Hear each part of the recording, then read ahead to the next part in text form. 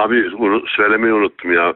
Abi şu İzmir valisine bir telefon açtırsan da abi bizim oraları biraz şey yapıyor adam. Yani yıkmak mıkmak falan diye işte bir şeyler yapıyor. Değil mi? He. Yani Bazı evlerle yerleri. ilgili. He, evlerle ilgili falan. Onun biz zaten mahkemeye gittik. Onu birinci dereceden üçüncü dereceye çevirmek için müracaat ettik. Orada zaten birinci derecelik bir şey yok yani. Bir tarihi eser yok, bir şey yok. Yani birisinden bir haber atarsan inşallah. Nereden çıktı bu? Vallahi bilmiyorum işte orada herkes bir şey karıştırıyor. Yani bir Orası şey de değil. ne